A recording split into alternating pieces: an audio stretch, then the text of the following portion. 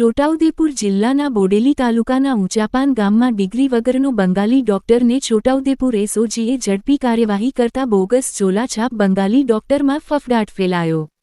છોટાઉદેપુર આદિવાસી બહુમૂલ્ય ધરાવતો જિલ્લા જે સરહદી વિસ્તારમાં આવેલો છે।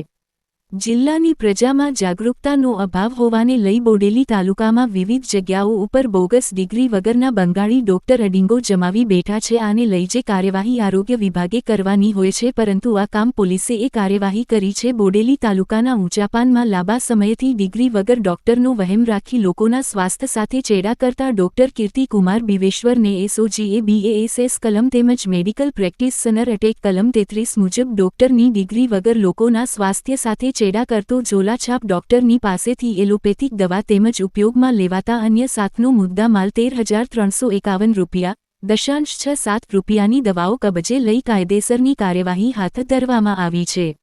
રિપોર્ટર ઇમરા મિર્ઝા।